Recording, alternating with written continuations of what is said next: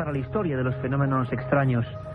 Una noche, la del 7 de julio de 1947, su padre trajo un insólito regalo, un presente completamente desconocido, una serie de hierros de material que se expandía casi como el agua y que tenía extraños símbolos en su superficie.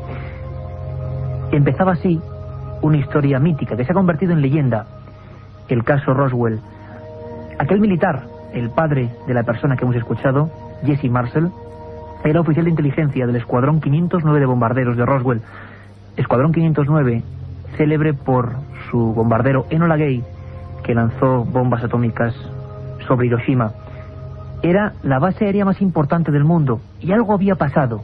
Un ranchero, William McBrazel, muy cerquita de un lugar entre Roswell y Corona, había sentido algo. Al ir a inspeccionar el terreno, una serie de extraños restos, como la explosión de algo metálico, había dejado aquel lugar preñado de enigmas. Llegó hasta el sheriff del lugar, Gary Wilcox, con aquellas piezas en su carromato. Nadie podía dar una explicación. Hablamos ahora con Jesse Marcel, padre, esta persona, una de las claves de toda esta historia, oficial de inteligencia del escuadrón, lo repetimos, 509 de bombarderos. En 1978, sus últimas declaraciones públicas a la WWL de Estados Unidos, decía lo siguiente, más o menos después de un largo silencio oficial. Veremos cómo se gestó esta extraña cárcel en torno al tema Roswell. Decía que, bueno, recordaba entre luces y sombras algo muy raro que no le permitieron contar. Fue el primer militar que tuvo quizá entre las manos, hoy vamos a intentar descubrirlo, un material de procedencia extraterrestre. Escuchamos a Jesse Marcel. Me sorprendió lo que vi. Tantos restos esparcidos sobre una extensa zona. Me llevó un tiempo darme cuenta de que en todo esto había algo raro. Cuanto más veía los fragmentos, más evidente se me hacía que me hallaba ante algo desconocido. Traté de quemar los restos, pero no ardían. Intenté romperlos, pero no lo conseguí. Si se trataba de un asunto militar, no habría ningún motivo para ocultarlo tanto tiempo. Y si era una nave espacial, sería otro motivo para mantenerlo oculto hasta que nosotros hubiéramos averiguado algo más. Creo que en este asunto no se ha dicho toda la verdad. 55 años después, nuevos documentos, informaciones hablan del asunto de Roswell. Algo cayó en el desierto de Nuevo México, un nuevo mito, quizá para lo que es las leyendas del mundo moderno, del siglo XX, o una realidad de la que no se nos ha contado, como decía este hombre, toda la verdad. Lo cierto es que Walter Haut, coronel de la base, obliga a realizar un histórico parte de prensa y de radio. Hemos recuperado, gracias a la labor de Carmen Porter, el extracto de ese 8 de julio del 47 histórico, en el que todas las radios norteamericanas, con su sonido peculiar, hablaban de un platillo volante estrellado y recuperado por la USAF. Escuchamos. Headline edition, July 8, 1947. The Army Air Forces has announced that a flying disc has been found. Titulares del 8 de julio. Algo se ha encontrado en el desierto de Roswell, el ejército lo tiene en su poder, creemos que es un platillo volante. Este es el tema de esta noche y de la madrugada. Un asunto especial que nos habéis pedido constantemente a través de nuestro correo electrónico. Comenzamos el viaje. Un equipo, como siempre, el mejor: Katia Rocha, Carmen Porter, Carlos Barroso, este que os habla Iker Jiménez, y nuestro dúo técnico de lujo, como siempre, Javier Rodríguez, Antonio Bravo. La otra realidad, Milenio 3, en la cadena SER.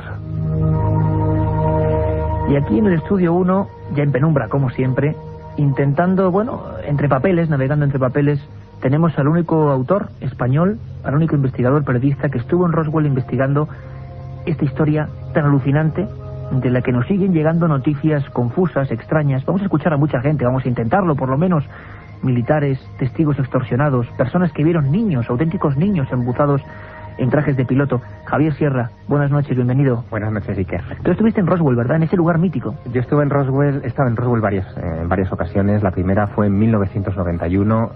Roswell casi no estaba en el mapa, nadie se acordaba de este incidente. En España se había publicado un libro de Charles Berlitz y William Moore que hablaba de este asunto muy vagamente, que fue lo que a mí me movió a ir hasta allá y me encontré con un pueblo abandonado prácticamente. Había poco más de 25.000 habitantes en aquella época. Y en una de las esquinas del pueblo, en una de las avenidas, vivía el teniente Walter Haut, ya retirado, un hombre mayor, con su mujer y con su perro, en una cabaña de madera. Y allí recuerdo en el porche cómo estuve comentando este asunto, y él, que hoy es una celebridad, pero en el 91 nadie se acordaba de él, me estuvo desgranando paso por paso lo que sucedió aquel verano de 1947. Y llegó a una conclusión que a mí me dejó perplejo, y es que pese a los años transcurridos, él dijo que estaba seguro de que la primera noticia que dio de que la base de Roswell había capturado los restos por primera vez de un disco volante era auténtica, y que lo que le habían obligado a decir 24 horas después, que lo que se había recuperado allí era un globo sonda, era una noticia falsa. Porque quizá lo más importante, Javier hizo un libro fenomenal que podéis encontrar en todas las librerías, Roswell, Secreto de Estado, editorialidad, ahora en ediciones o en la colección El Límite, Roswell, Secreto de Estado, un trabajo encomiable, una auténtica aventura, porque lo más interesante es que hemos escuchado ese boletín, ¿verdad? Lo habéis podido escuchar todos, ¿verdad? Pues esto ocurrió el 8 de julio del 47, una fecha histórica. Todos los países del mundo, europeos, asiáticos, intentaron conectar con las emisoras de Roswell, saber qué ocurría. Sin embargo, todo cambió cuando esos restos, muchos hablan también de que entre ellos había niños, cuerpos pequeños, extraños astronautas. Cuando esos restos, como digo, llegan a la base de Fort Worth en Texas, la base más próxima y la principal de la 8ª región aérea, la zona militar más importante del mundo en aquella época después de la Segunda Guerra Mundial. A partir de ahí hay un giro, la información cambia. Al día siguiente, los propios militares que habían firmado que eso se había recuperado en Roswell desmienten a los suyos, desmienten a esas personas profesionales que vieron con sus ojos algo completamente insólito y hablan de un supuesto globosonda.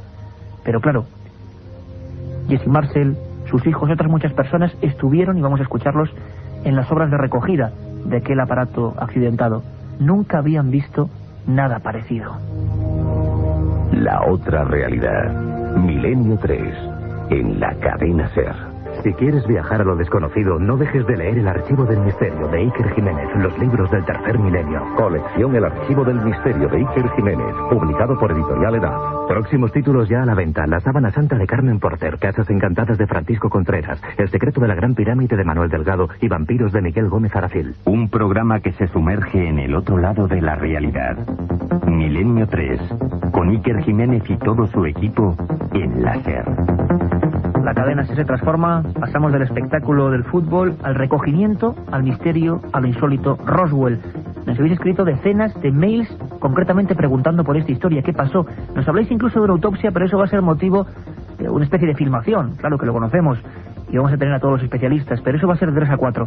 Y sabéis que este es un programa abierto a todos vosotros. Milenio 3 con número, milenio3@cadenaser.com, milenio3@cadenaser.com, porque ese va a ser el lugar, el lazo de unión, la conexión viva y profunda para que nos remitáis de todo, como en este caso, la historia de Roswell, y os hacemos caso.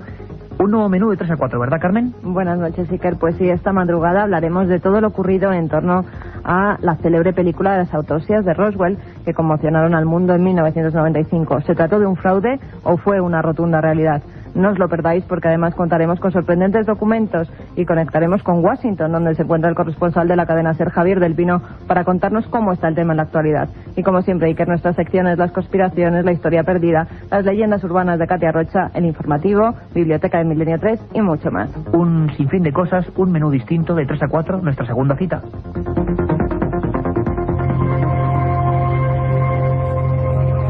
Roswell, año 47, algo cae del cielo. Los norteamericanos, el más alto estamento militar dice que sí, platillo volante, portadas de periódicos, y luego de repente, no.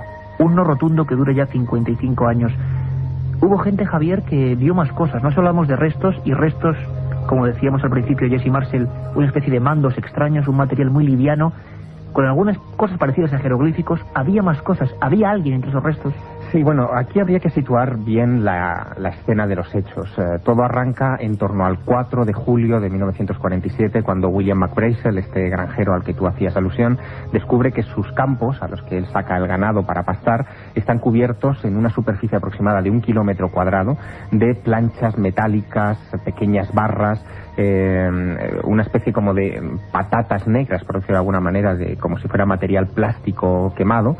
Todo eso a él le sobrecoge, le altera, viaja a Roswell y da parte al sheriff y después a las autoridades militares que van a recoger este material.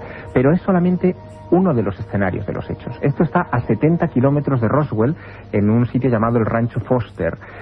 Pero, sin embargo, en otros lugares, alejados de Roswell, en un lugar conocido como los Llanos de San Agustín, parece que ahí no se encuentran fragmentos de algo que ha caído del cielo, sino que se encuentra un gran disco o aparato que está empotrado en el suelo. Se habla incluso de que un grupo de arqueólogos y varios testigos ocasionales que pasaban por una carretera cercana ven este lugar o este escenario del siniestro aéreo, ven los cadáveres de sus ocupantes, algunos de ellos han sido proyectados fuera del vehículo, y también ven cómo un destacamento militar llega a esa zona de los Llanos de San Agustín y ordena la evacuación del área, despejar toda la zona, y por lo tanto también persigue después, en las siguientes semanas, a los testigos civiles que habían llegado hasta allá y les obliga a firmar o a aceptar un pacto de silencio que, bueno, ha durado más de 40 años. ¿Y podríamos hacer, Javier, un retrato robot por incluso los testimonios que tú recopilaste allí en Roswell para hacer tu trabajo?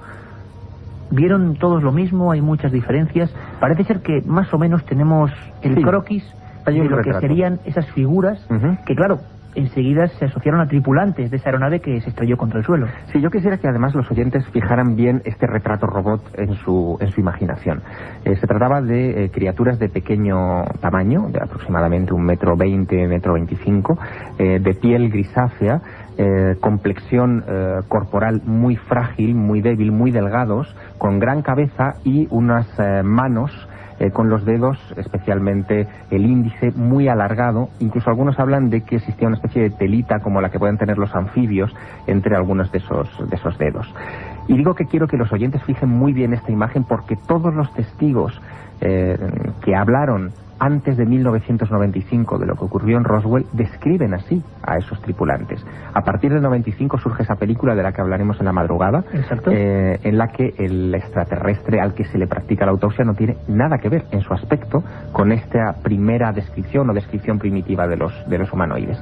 De todos los testimonios, no obstante, a mí el que más me sobrecoge y que incluso fue reinvestigado, reencuestado por la Fuerza Aérea de los Estados Unidos en los años 90 del siglo XX, fue Glenn Dennis. Glenn Dennis era un joven oficial de la única funeraria que había en Roswell, la funeraria Ballard.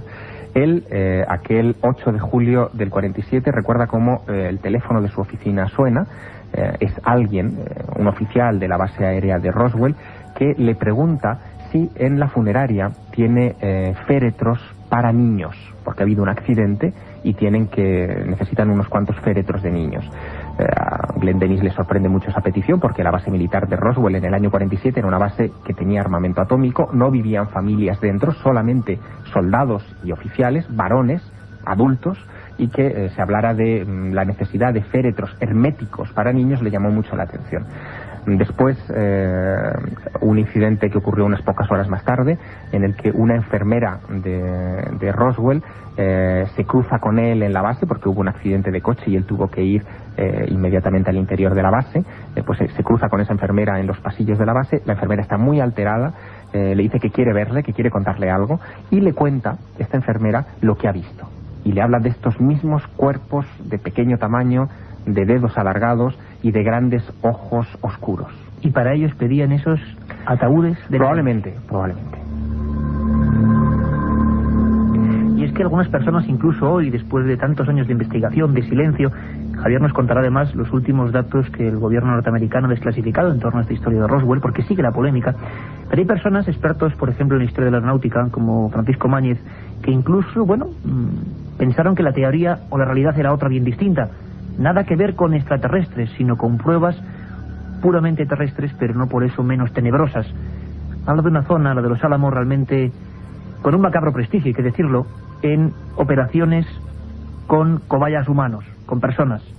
Incluso parece ser, o él defiende, siempre son sus palabras, que hubo niños con diversas deficiencias utilizados como pilotos, como casi pilotos suicidas en los primeros prototipos aéreos. Hablamos de la zona militar más compleja, más vigilada, más importante del planeta Tierra en aquel año 47. Francisco Mañez, que realizó un trabajo titulado Historias aeronáuticas que nos hicieron creer en ovnis, una historia bastante escéptica para con los que crean en la hipótesis de los extraterrestres, hablaba de, bueno, niños pilotando esa nave. Y por eso tantos testigos describían algo, pues bueno, que realmente parecían infantes, con trajes muy complejos y eso sí, con grandes cráneos. Escuchamos ahora a Francisco Mañez. Estaban describiendo en realidad cadáveres de niños. Y para decirlo me basé en las descripciones de los propios testigos. Casi todos ellos eran gente que nunca habían visto un cadáver, eso es lo primero. Y lo vieron en un accidente. Y empezaron todos a describirlo y a compararlo con niños. Todos tenían la estatura de niños, la piel como niños, la mano como niños. Los ufólogos tradujeron estas características a un extraterrestre bajito, de 1 metro, una cosa así. Empecé a rascar, a mirar concretamente lo que estaban diciendo estos testigos y me di cuenta de que lo más probable es que estuvieran describiendo algo, si no eran niños, algo muy similar a niños, un experimento muy extraño tal vez. Precisamente allí a Los Álamos se estaban llevando niños con deficiencias físicas y psíquicas para ser sometidos a experimentación.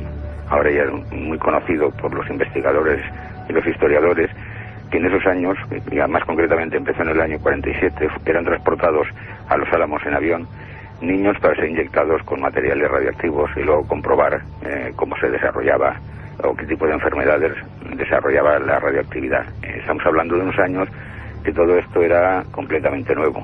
La radioactividad no era ni conocida prácticamente. Bueno, un tema tremendo de ser cierto, Javier. Pues sí, de hecho, déjame contarte una historia que tiene lugar en torno al año 1994 y 1995, que creo que puede aclarar bastante bien esta cuestión. En el año 94 el caso Roswell llega nada menos que al Congreso de los Estados Unidos. Un senador por Nuevo México, Steven Schiff, empieza a preguntar en todas las instituciones por qué pasó en aquel verano del 47 en el estado del que él es el representante oficial. Y al ver que no tenía respuesta, que todo era muy secreto, muy cerrado y que nadie le ofrecía ninguna documentación, lleva este asunto, fíjate que argucia, al Tribunal de Cuentas de los Estados Unidos, que es lo que allí llaman la General Accounting Office, la Oficina General de Cuentas, para que esta oficina investigue, haga una auditoría a todas las instancias del gobierno, incluyendo los servicios de inteligencia, sobre en qué se gastó el dinero de los contribuyentes en aquellas fechas del 47 en torno al caso Roswell. Pues pasó una cosa muy curiosa. Se entró en prácticamente todos los departamentos, defensa, aviación, etcétera. Y después de rastrear los archivos aparecieron dos cosas importantes. Primero, que no hubo ningún accidente de ningún tipo de avión o aeronave experimental o de ninguna clase de cohete ni nada por el estilo en las fechas del incidente de Roswell. Esto se pudo descartar por completo. Ningún aparato de los Estados Unidos o fabricado en los Estados Unidos había caído. Ningún aparato de ninguna compañía de aviación, digamos, contratada por las fuerzas aéreas, como por ejemplo la Northrop, que fabricaba prototipos extraños en aquella época, había caído. Nada de esto existía. Y segundo, muy importante, que las comunicaciones internas de la base de Roswell en las fechas del incidente del platillo volante habían sido quemadas por personal no autorizado unos años antes. Curiosísimo, algo bastante peculiar.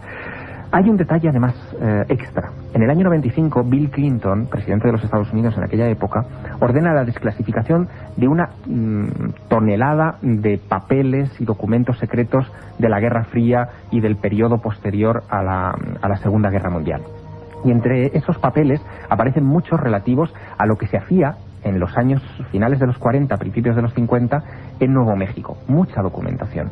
En ningún momento se habla de niños irradiados, ni por supuesto de aviones a los que montaban niños para que los tripularan. Era un absurdo evidente.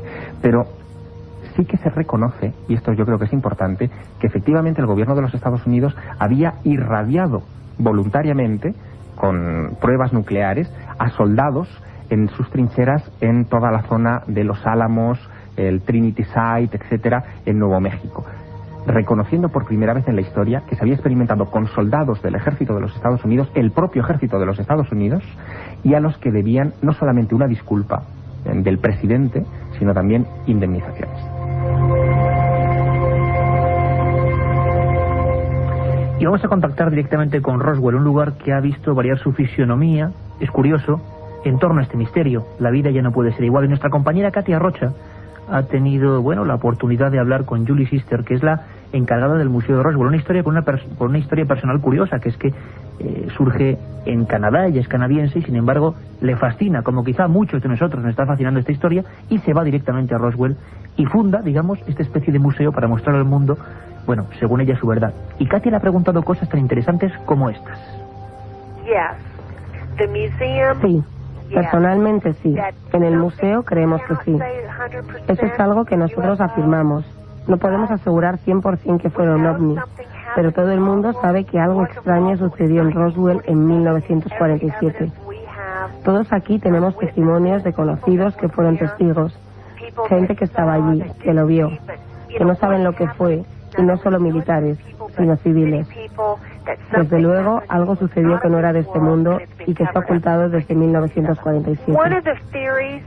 Una de las teorías que tenemos es que piense que en el año 1947 salíamos de una guerra mundial y la atmósfera general era tensa. Los ciudadanos estaban al límite. Además, sucedió 10 años después de que Orson Welles hiciera La Guerra de los Mundos en su espectáculo radiofónico que creó tanto pánico. Había muchos miedos y el gobierno pudo pensar que la población no iba a ser capaz de asimilar la idea de que sí había pruebas que demostraban la existencia de vida fuera de aquí en alguna parte. Pero ¿cómo iban a aceptarlo los ciudadanos? Por eso el gobierno lo ocultó. Y luego, después de un tiempo, ya no pudieron reconocer que habían mentido. La verdad es que hay personas, incluso los testigos, personas como escuchábamos antes a Jesse Marcel, la hija, por ejemplo, de Rowe, el jefe del cuerpo de bomberos, que fueron a rescatar estos restos, la verdad es que lo pasó bastante mal. Es un ejemplo muy breve de cómo algunas personas todavía hoy siguen sintiendo la amenaza de ese silencio, la amenaza de no hablar. Escuchamos brevemente a Frankie Rowe en Roswell. Llegó un hombre que parecía un funcionario. Le dijo a mi madre que se sentara y empezó a hablar conmigo. Me dijo, parece ser que dices que has visto algo. Yo contesté, bueno, he visto un trozo de material extraño. Pero él me corrigió, no has visto nada. Yo no entendía por dónde iba, así que insistí. Sí que lo he visto. Cuanto más repetía yo que sí lo había visto, más insistía él en que no había visto nada. Al final me dijo, no entiendes que no puedes contar lo que ha pasado. No te das cuenta de la gravedad del asunto. No podrás decir nada al respecto en toda tu vida. Frankie Rowe, uno de los ejemplos de los niños de Roswell, los que vivieron aquella escena y que siguen teniendo miedo, Javier. Aquí está el quid de la cuestión. La importancia del caso Roswell no radica en el hecho en sí, que desde luego, si es como nos cuentan, es muy importante, sino que a raíz del incidente se desarrolla toda la política de secretismo oficial en torno al tema OVNI, no solo en los Estados Unidos, sino en todos los bloques de Occidente. Las primeras comisiones, como el Proyecto Libro Azul, etcétera, nacen después del incidente Roswell y en parte algunas de ellas para encubrir el accidente de Roswell. Lo más curioso, Javier, es que hablamos de julio del año 47, tan solo hacía 10 días que los platillos volantes habían llegado a la prensa mundial, con un avistamiento que dicen que es el inicio de la era de este moderno mito o moderna realidad. Sé que es imposible y que seguiremos en la madrugada con todo lo que pasó en la autopsia. Para ti, ¿qué pasó en Roswell? ¿Eran niños o eran otra cosa? No, para mí probablemente se trató de un incidente real y de naturaleza no humana. No eran niños. Bueno, en conclusión de Javier Sierra, nosotros seguimos de 3 a 4, hemos puesto sobre la mesa esta historia apasionante, os esperamos, todo el equipo de Milenio 3, dentro de 4 horas.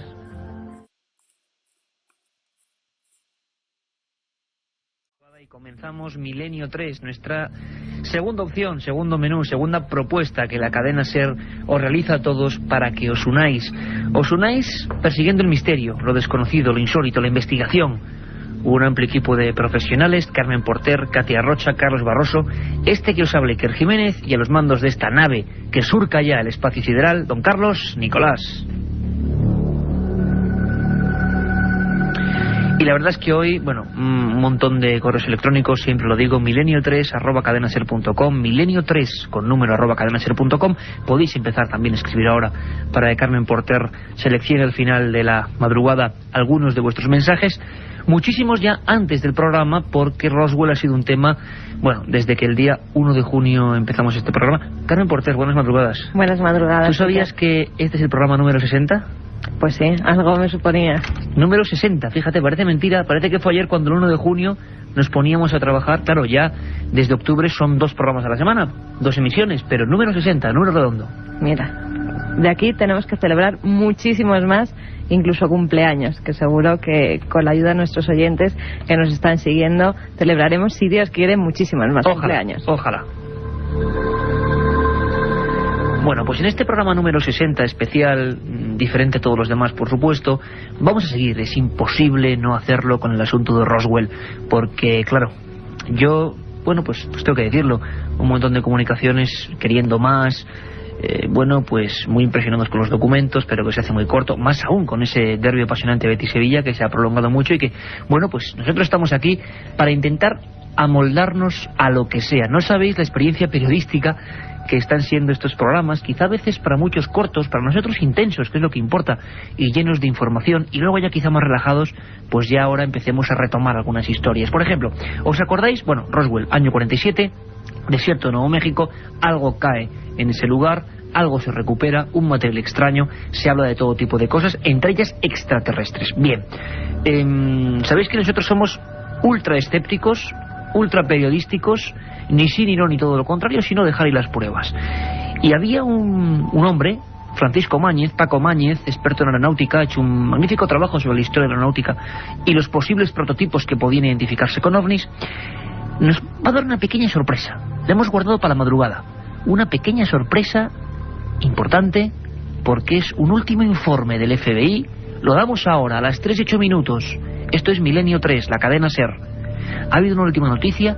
3 años después de aquel 47, en el año 50, hubo al parecer informes del FBI sobre un caso parecido. Escuchamos a Francisco Máñez.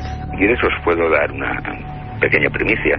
Hemos localizado un documento del FBI, esto hace 4 o 5 días, fin de semana pasado.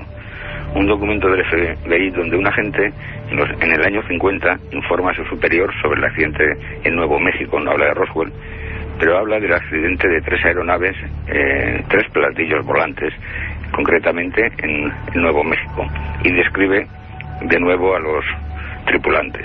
Dice que cada aeronave llevaba 3 tripulantes de 1 metro de estatura, con un traje plateado muy pegado al cuerpo y otro traje encima que le recordaba a lo que los pilotos de altas velocidades, como llamaban en aquella época, trajes de presión, llevaban. Claro, hoy, cuando ya han pasado 50 años, aquellos trajes ya no se utilizan.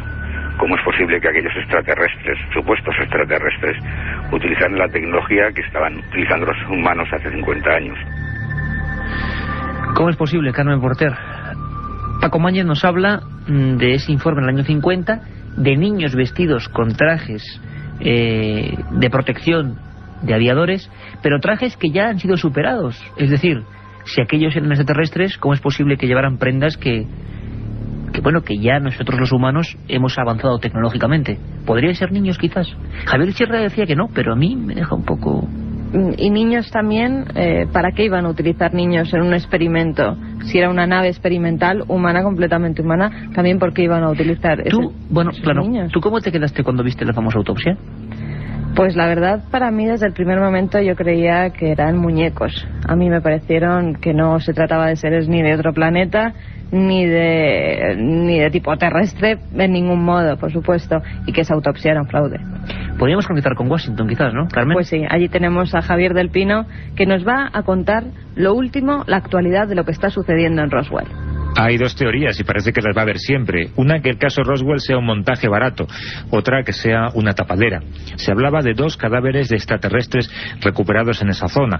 Otros decían que eran 4, con una cabeza desproporcionadamente grande.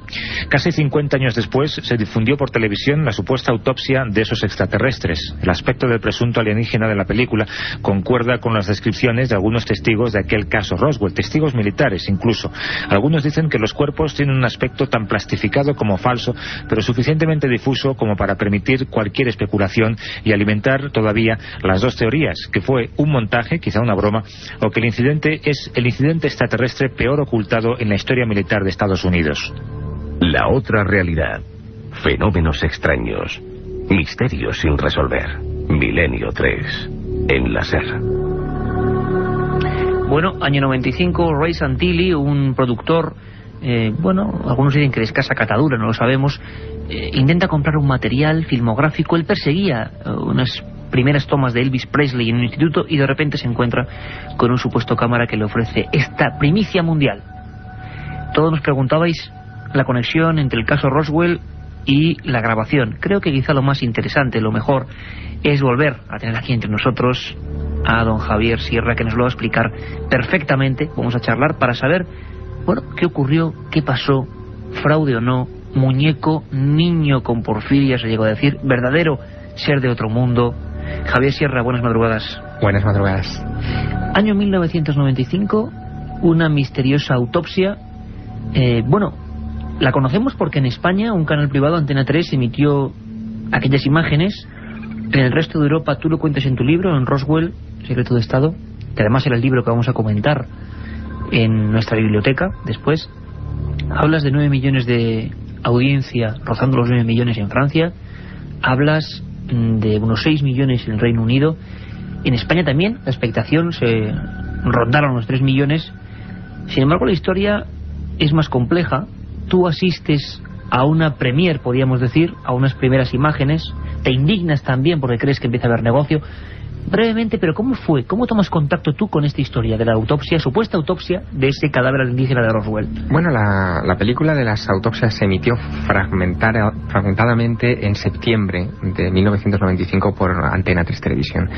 Pero yo había tenido ocasión de ver las primeras imágenes en junio en la República de San Marino, una república independiente al norte de Italia, donde los productores de televisión británicos que habían conseguido ese material pues nos la mostraron a un grupo de periodistas. En realidad lo que nos enseñaron fueron una serie de fotogramas estáticos de la famosa filmación de las autopsias y nos mostraron también, digamos bajo cuerda, otro fragmento muy extraño que no tenía nada que ver con esas imágenes, de lo que ellos llamaban la exploración in situ o la filmación de la tienda de campaña, en la que se veía a un par de médicos en un ambiente muy cerrado, muy borroso, probablemente en el interior efectivamente de una tienda de campaña, sacando material, no se sabe si textil o biológico, de una criatura que estaba tumbada en una camilla y que se iluminaba la escena con un candil.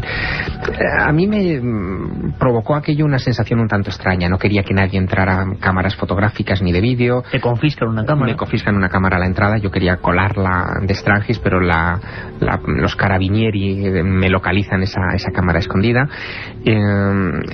Enseguida hay un montón de trabas para que esas fotogramas se entreguen. Habían vendido la exclusiva a una revista francesa llamada VSD, que es una especie de interview galo, donde las fotografías se publicaron en portada y desataron una enorme polémica en el país vecino. En fin, todo olía mucho a montaje. A mí hubo algo que me preocupó desde el principio mucho y que yo reflejo en mi libro, y es que esto no aparece por casualidad. La historia es que un productor de televisión llamado Ray Santilli viaja a los Estados Unidos para entrevistarse con un cámara que había sido cámara militar, pero al que iba a comprarle un material que nada tenía que ver con ovnis, ni con Roswell, ni nada por el estilo. Un tal Jack Barnett que había filmado a Elvis Presley en una de sus primeras actuaciones en un instituto.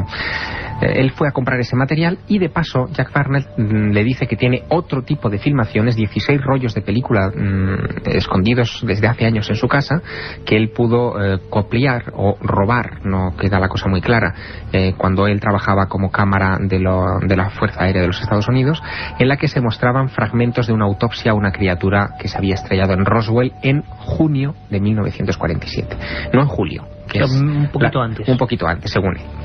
Bueno, la cosa se complica extraordinariamente por lo siguiente, porque esta película nadie la había mencionado jamás. No hay ningún testimonio en estos casi 50 años que hubiera mencionado la existencia de una filmación de una autopsia, ni siquiera la realización de una autopsia. Así que aparece como de la nada, fuera de contexto, y para colmo, las criaturas que aparecen, son dos las filmaciones de autopsias. Las dos criaturas que aparecen en las dos filmaciones, una muy conocida y la otra que todavía no se ha emitido, no tienen nada que ver con lo que describieron los testigos en 1947 en Nuevo México. O sea, son completamente distintos a lo que, digamos, aseguraban los testigos. Sí, porque la película de las autopsias muestra una criatura de vientre voluminoso, de aspecto muy humano, con polidactilía, con 6 dedos en manos y en pies, cuando los testigos de 1947 hablaban de una criatura escuálida, de piel gris, gran cabeza, muy pequeña, más pequeña que la que aparece en la película o en las películas de Santilli, y con 4 dedos.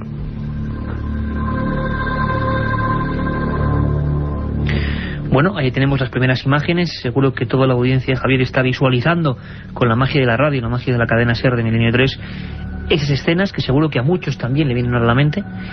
Y tú enseguida, digamos, también reparas en que hay una intención, no sé si insana o no, de no ofrecer ese material sin duda de interés mundial y para la humanidad, sino de comercializar quizás historia, ofrecer un primer anzuelo, luego llegar a acuerdos con televisiones de todo el mundo. Tú sospechas, ¿no? Según cuentas en el libro, tú sospechas. Sí, bueno, mi formación es como periodista, como la tuya, y tú sabes que un documento gráfico tiene valor en tanto en cuanto existe un testimonio humano detrás de ese documento gráfico.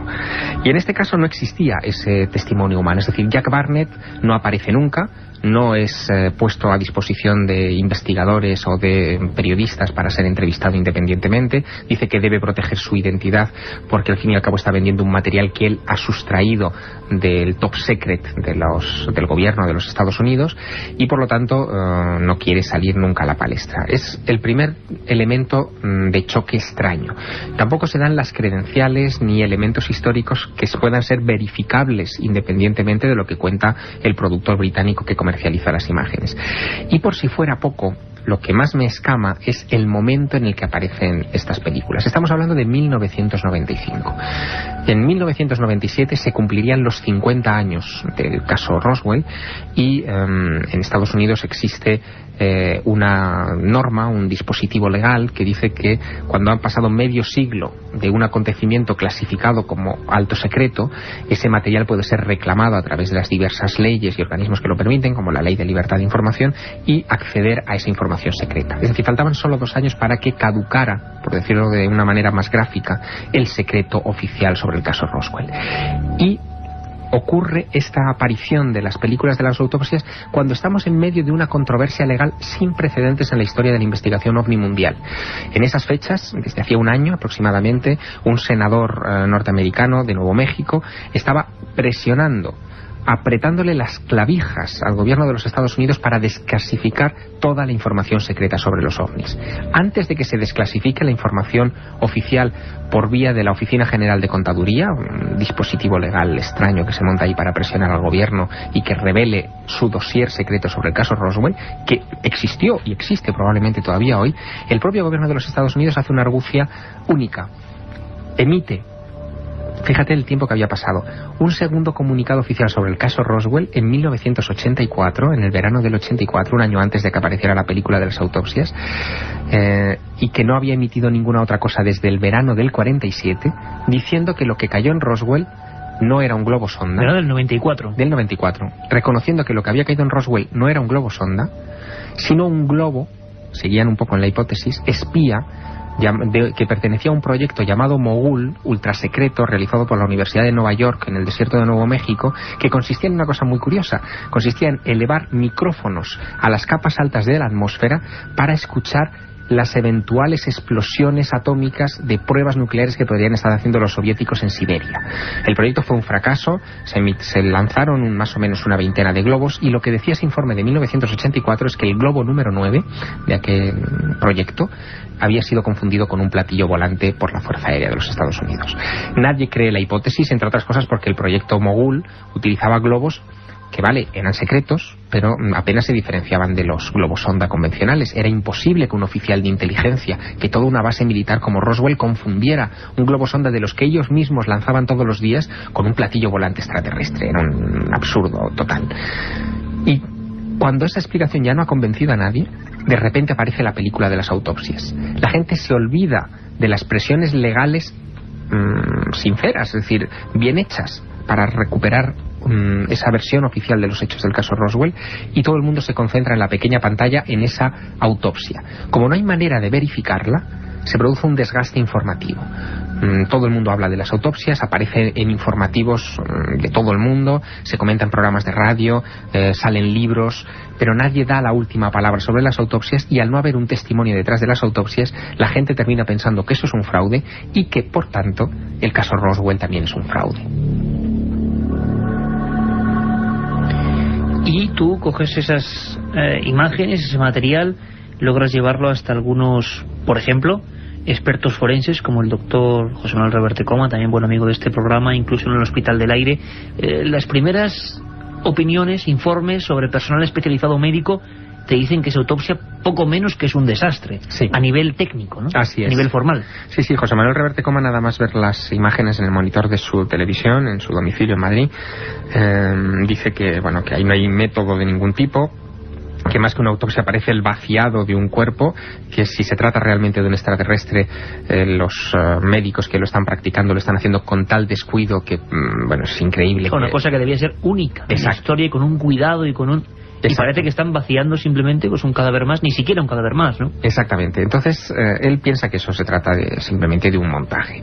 El problema es que lo que nos ha llegado a nosotros son más o menos unos 18 o 19 minutos de autopsia, pero que no son una filmación continuada, son fragmentos unidos entre sí, pero son rollos de película desordenados. Y un detalle que creo que es muy importante: nunca hasta la fecha se ha analizado, para datarlo, un fotograma de 16 milímetros con una imagen de la autopsia en él.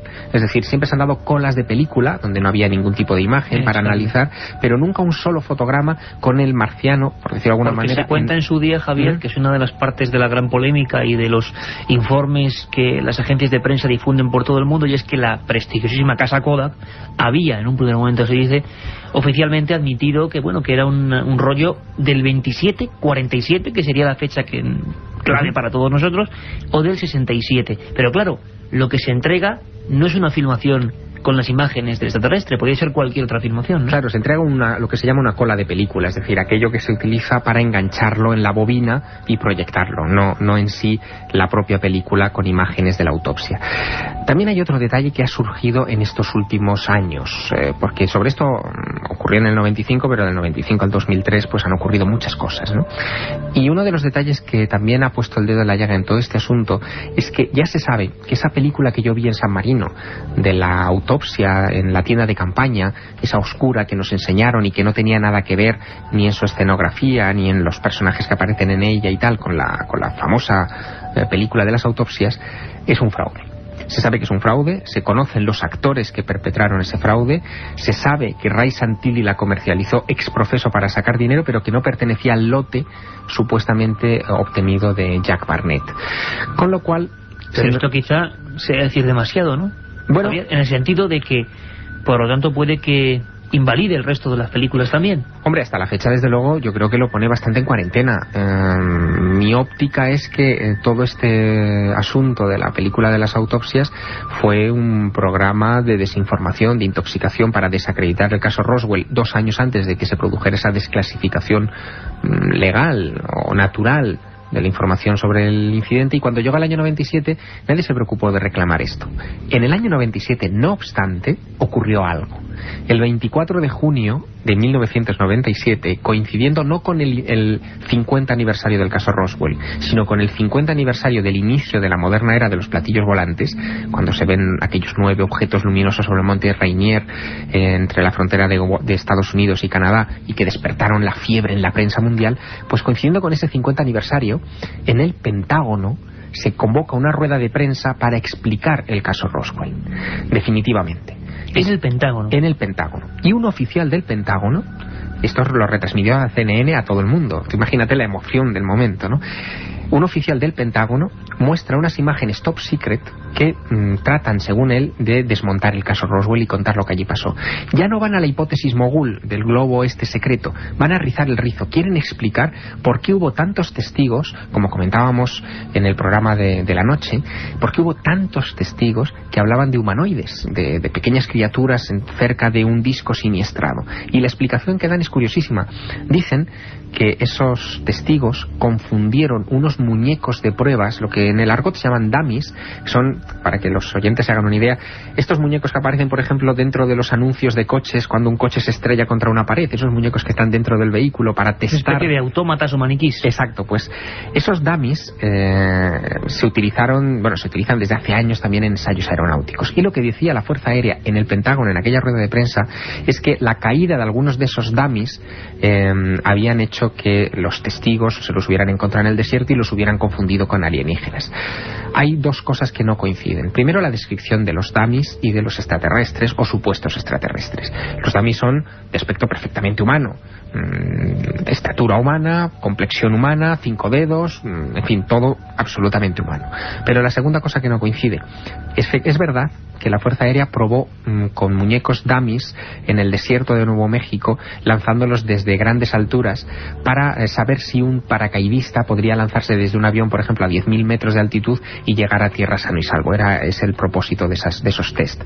Pero esos test se condujeron entre 1953 y 1959. Y el caso Roswell, por si hace falta subrayarlo una vez más, es de 1947.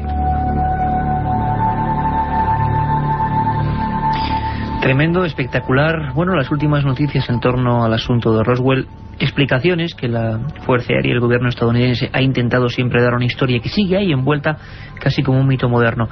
Yo sé que es difícil dar una conclusión, y más en estos temas, y más entre periodistas, pero Javier, tú has estado allí, eres el único investigador español que ha estado indagando en esta historia, luego comentaremos además el libro en la biblioteca, como hemos dicho antes. Un gran trabajo. Tú hablabas en la primera media hora de posiblemente un accidente con una procedencia no humana. La autopsia podríamos descartarla. En tu opinión, hoy en día el porcentaje de fraudulento es bastante importante. Bueno, no hay pruebas para decir que la autopsia es un fraude o para decir que es auténtica, pero dadas las circunstancias en las que aparece, la falta de transparencia informativa que ha habido sobre este asunto, la utilización absolutamente comercial o mercantilista, la negativa incluso, porque tú lo comentas, a esos productores, Santilli y compañía, a ofrecer el rollo entero, los rollos enteros, para que la Kodak haga un análisis en consecuencia. Exacto. Eso, por ejemplo, es muy sospechoso, ¿no? Sí, todo ese tipo de indicios a mí me permiten colocar el asunto en la balanza y decir que en un 85 o 90% yo creo que la autopsia, primero, no es vinculante al caso Roswell, y segundo, probablemente es un fraude, y en un 5% dejamos esa duda abierta en tanto en cuanto aparezcan las pruebas contrarias que puedan demostrar su autenticidad, aunque yo sospecho que esto no va a suceder. En titulares han quedado para siempre, al menos en este país, relacionados con Roswell: alto secreto, secreto de Estado. Gracias, Javier, por el entusiasmo y por traernos los últimos documentos, y ojalá algún día sepamos algo más, ¿no? Ojalá, yo seguiré buscando, desde luego. Gracias, Javier. Hasta pronto. La otra realidad. Milenio 3. En la cadena SER. Si quieres viajar a lo desconocido, no dejes de leer El Archivo del Misterio de Iker Jiménez, los libros del tercer milenio. Colección El Archivo del Misterio de Iker Jiménez, publicado por Editorial Edad. Próximos títulos ya a la venta: La Sábana Santa de Carmen Porter, Casas Encantadas de Francisco Contreras, El secreto de la Gran Pirámide de Manuel Delgado. Cuenta la leyenda que antes de que los romanos llegaran a Talavera, la población se consideraba descendiente de los supervivientes de la Atlántida, quienes al sufrir un tremendo desastre se trasladaron desde la antigua ciudad de Atlantis, hundida en los mares, por la costa de Portugal hasta el estuario del río Tajo. Desde allí penetraron por el río hasta fundar la ciudad de Acuís. Los atlantes trazaron una red de túneles por toda la villa y allí ocultaron sus tesoros. Debido a un terrible terremoto, el río Tajo cambió de curso, deslizando su cauce más al sur, con lo cual gran parte de la ciudad quedó sumergida. Sin embargo, lo que más sufrimiento causó entre los atlantes fue la inundación de casi todos los túneles y la consiguiente pérdida de todas sus riquezas.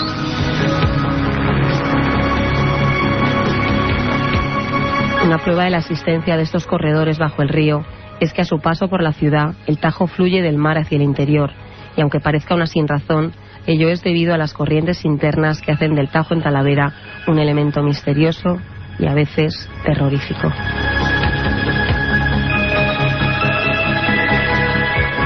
En el año 1940, una vez terminada la Guerra Civil, un grupo de artificieros del ejército se personó en una casa de la Ronda del Cañillo para verificar un túnel en el que durante la Guerra Civil los habitantes del barrio se habían refugiado de los bombardeos republicanos. Cuando los militares salieron, muchos de ellos horrorizados de lo que habían visto, comunicaron al Ministerio de la Guerra su secreto y procedieron a sellar el bloque de piedra que daba acceso a los túneles.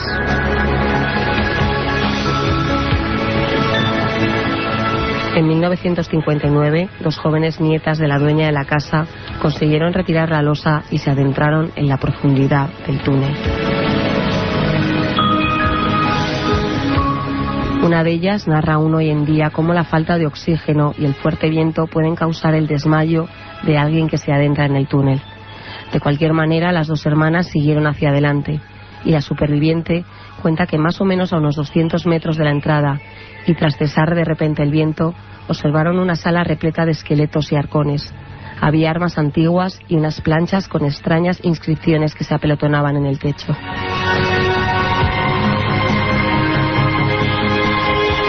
Luego oyeron unos ruidos y pudieron ver a unos hombrecillos muy pálidos y con los ojos enrojecidos que las miraban desconfiadamente.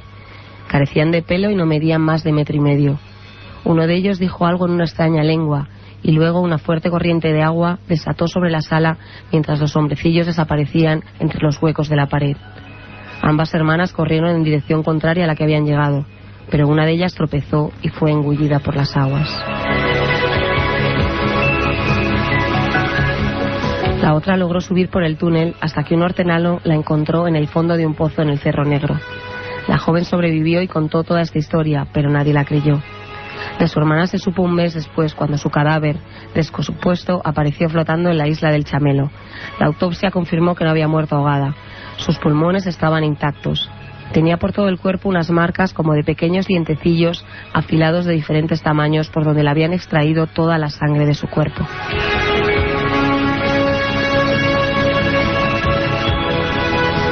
Hace unos años, y debido a las obras del lagar de San Prudencio y del río Tajo, se han podido descubrir multitud de túneles que cruzan por todo el casco antiguo y por las noches las gentes que habitan esa zona afirman escuchar algo más que el rumor del agua.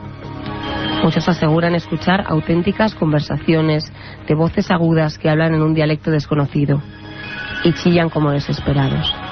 No dejan de chillar.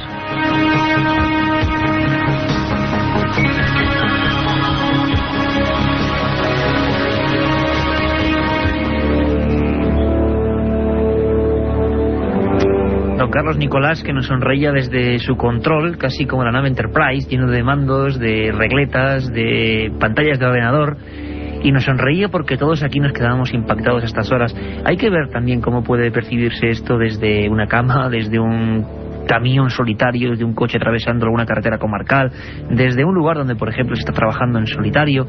Katia Rocha, menudo fenómeno lo que hemos descubierto con estas historias que recrea leyendas urbanas, mitos modernos, reales o no, eso ya depende de cada uno. Mitos que se cuentan, que se contaron, que se dijeron, leyendas urbanas, qué maravilla, qué riqueza. Y ahora seguimos con esa cultura que representa nuestro pasado, el pasado lleno de sorpresas de este país y de otros, con los libros. Abrimos ya la biblioteca de Milenio 3. La biblioteca de Milenio 3. Y lo hacemos y rápidamente con un libro que hoy ha colapsado, digamos, la actualidad informativa de Milenio 3. No podía ser otro. Colección al límite, editorial Edad, Roswell, Secreto de Estado. Roswell, Secreto de Estado. Autor, Javier Sierra. Y es bonito con esta música de nuestro compañero Mike Oldfield, que nos sirve siempre de fondo para la biblioteca, para los libros, pues realmente, bueno, deleitarse un poco con buenos trabajos periodísticos. Esto nació como un reportaje amplio, que se fue ampliando en 1995, fecha en la que se editó, y ahora en el 2001, muy recientemente, y se puede encontrar en las librerías, bueno, pues se reeditó con nuevos datos. Una investigación maravillosa, una investigación que bueno, no concluye al final, como casi todas nuestras investigaciones, pero que arroja todos los datos, todas las imágenes, no solo de la autopsia, de la que hemos hablado esta madrugada, sino de todo lo que pasó en torno, sin duda, a uno de los más enigmáticos casos de la historia de los ovnis, con la repercusión de aquellas primeras fotos que Javier publicó en la revista Año Cero en su época, con portadas de Cambio 16 enteras, con el VSD, la gran revista Magazine de Francia, y sobre todo con la reencuesta de testigos, como hoy hemos podido escuchar, de 10:30 a 11. Nuestra recomendación: Roswell, Secreto de Estado, Editorial Eraz. Y Carmen nos viene hoy con un clásico y con un personaje clásico, don Salvador Freixedo, jesuita e investigador, exreligioso y escritor de lo extraño. ¿Qué nos traes, Carmen? Pues esta noche traigo Extraterrestres y Religión. Menudo cóctel. El autor, como bien has dicho, Salvador Freixedo. La editorial Diamond. Se publicó en 1980 este libro y pertenece a la colección Enigmas del Universo. Como siempre, Iker recojo unas palabras del autor que nos dice: quiero dejar bien claro que este no es un libro para demostrar la existencia de objetos volantes no identificados. De su existencia y aparición en nuestros cielos, ningún hombre de nuestro tiempo, sin prejuicios, puede tener la menor duda. Como bien decía Iker, Salvador Freixedo fue sacerdote, perteneció durante 30 años a la Compañía de Jesús y a partir de su rompimiento con esta compañía comienza a estudiar la fenomenología paranormal y publicar libros como el que estamos comentando esta madrugada. En esta obra, Salvador nos dice que el fenómeno religioso y los ovnis no son contrarios, sino que se complementan. También nos habla sobre la ocultación de los gobiernos en torno a los casos de ovnis, o nos muestra referencias que, según él, aparecen en la Biblia y hablan de extraterrestres. Don Salvador Freixedo, un gallego de pro, bueno, que emigró a Puerto Rico, que realmente allí hizo toda una vida relativa a los jesuitas, y no es que rompiese, Carmen, directamente, sino que hubo un libro culpable, un libro que ya en aquella época, en aquel lugar, imaginaos lo que supuso solo con escuchar el título, año 71, si no recuerdo mal, Salvador Freixedo, y un libro, una especie de pequeño folleto que decía: Mi iglesia duerme. A partir de ahí la expulsión del país y de la orden. Y a partir de ahí una vida íntegra, puede que quizá muy efusiva, muy crédula, quizá por ejemplo para el equipo de Milenio 3, pero llena, creo yo, de honradez. Un día quizá, Carmen, ¿verdad?, traigamos a Salvador Freixedo, hablemos con él, porque ya es toda una veteranía y un montón de experiencias buscando lo extraño. ¿Qué te parece? Seguiremos hablando también de sus libros, que tienen muchos y algunos de ellos muy interesantes. Y sin más preámbulo nos vamos a un lugar también veterano en leyendas, en misterios, en enigmas. En el viejo continente se habló de un diablo, de un demonio. Algo extraño, ¿verdad? Ese personaje también nos sirve, como ocurre siempre con los viajes de Carlos Barroso, para comprender toda una realidad, un entorno, una nueva maravilla, un turismo distinto. Les dejo con él, con nuestro viajero, que atraviesa el cañón de Avon.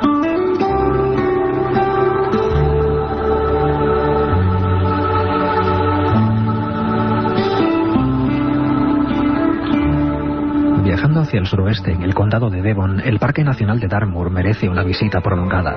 Es la zona sin cultivar más grande de Inglaterra. Son casi 1000 kilómetros cuadrados de brezal ondulado, con ríos, valles y altos picos de granito llamados tors, y caballos y ovejas salvajes. Los colores predominantes son el dorado de la aulaga y el violeta del brezo. En Dartmoor son igualmente importantes los monumentos prehistóricos del Neolítico. El paisaje ha servido de inspiración a escritores como Sir Arthur Conan Doyle, creador de Sherlock Holmes. Agatha Christie también veraneaba en una casa a orillas del río Dar, donde escribió muchas de sus novelas.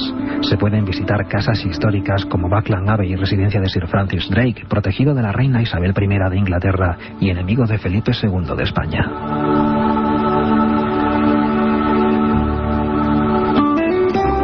Exeter es la capital del condado.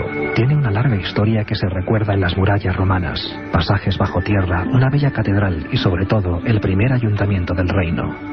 Pero esta región también es conocida por un impresionante misterio que aún no ha sido resuelto.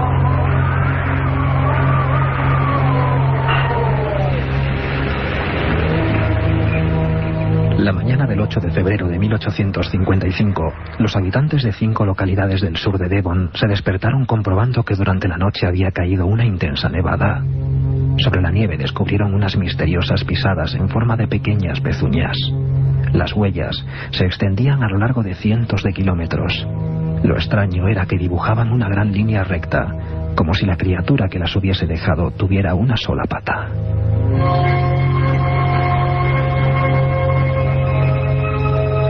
Las misteriosas pisadas se extendían por senderos a través de los campos, cruzaban riachuelos, subían por paredes y tejados y atravesaban puertas que durante la noche habían estado cerradas. Presos del terror, los habitantes del sur de Devon llamaron a este fenómeno las huellas del demonio. Desde entonces, son pocos los que se atreven a salir de sus casas cuando cae la noche.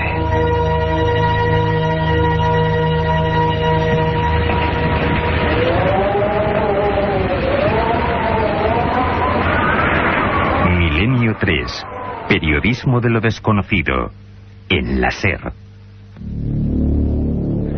Madre mía, el amigo Carlos Barroso, sus viajes y las huellas del diablo, uno de esos casos que ponen la carne de gallina y que hacen que, bueno, que conozcamos el mundo de un modo distinto, diferente, viajando con la mochila a cuestas, con los ojos bien abiertos para captarlo todo, pero saltando de enigma en enigma, y eso nos sirve para conocer mejor nuestro entorno. Yo creo que es una forma diferente de viajar.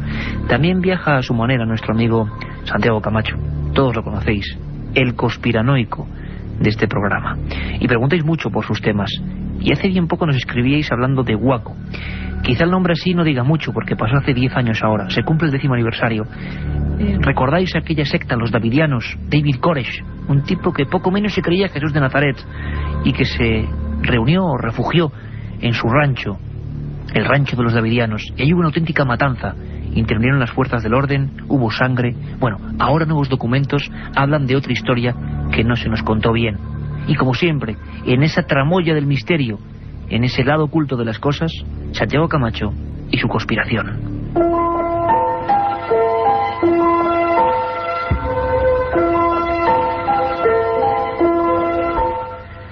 El 19 de abril de 1993, las fuerzas combinadas de la ATF y el FBI asaltaban en Waco, Texas, el rancho en el que habitaban los miembros de una secta conocida como los Davidianos. La acción se saldó con casi un centenar de muertos, muchos de ellos niños, y un sinfín de dudas sobre cómo aquella operación pudo salir tan rematadamente mal.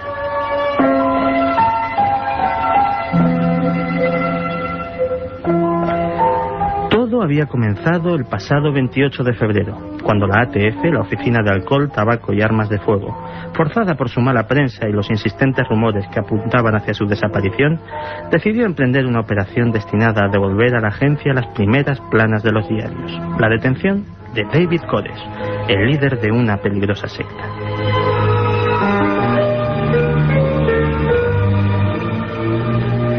Pero una misteriosa llamada anónima avisó a los davidianos de la llegada de las tropas federales y les aseguró que su propósito era entrar a tiro limpio en el rancho sin importar la presencia de mujeres o niños. Con fanática determinación, David Koresh y sus lugartenientes decidieron que venderían cara su vida y tendieron una emboscada a los agentes.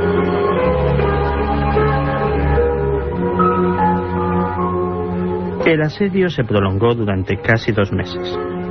Llama la atención la crueldad desplegada por las tropas federales. Se cortó el suministro de agua, electricidad y alimentos. No se permitió que fueran evacuados los niños. Noche y día, gigantescos altavoces emitían los chillidos de agonía de conejos degollados. El rancho de los davidianos se había transformado en el infierno.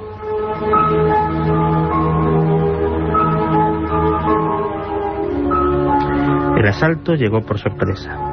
Tanques, helicópteros y francotiradores suficientes como para invadir un país de pequeño tamaño se lanzaron a sangre y fuego sobre los hambrientos y agotados davidianos. Se emplearon gases lacrimógenos inflamables que desencadenaron un devastador incendio, del que nadie pudo escapar con vida. Los vídeos tomados desde los helicópteros muestran cómo los que intentaban escapar de las llamas eran rematados por los francotiradores.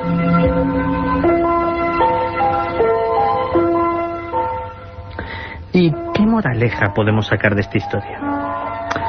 Tal vez que por muy malo que sea el fanatismo religioso, que hace que una secta se aísle del mundo y viva su propio universo de paranoia, peor es sin duda el fanatismo administrativo, capaz de otorgar a una agencia gubernamental el poder de abrazar a un centenar de hombres, mujeres y niños sin tener que dar cuentas a nadie.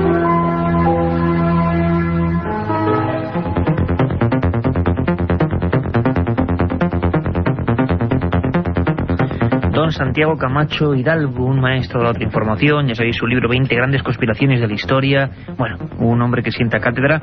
Como decía antes, es un término que nuestro corresponsal en Andalucía puso de moda, o al menos a mí me gusta mucho, la tramoya del misterio, ¿verdad, Carmen? El otro lado de las cosas, lo que no se ve habitualmente, la cara oscura. Ahí está Santiago Camacho, el mejor cronista de esos mundos que puede uno imaginar. Y ya esta sintonía, sin duda alguna, significa noticias. Noticias y muchas, y ovnis a troche y moche, Carmen. Hemos dedicado el programa de la media hora a ovnis. Ahora también en la madrugada volvemos con Roswell.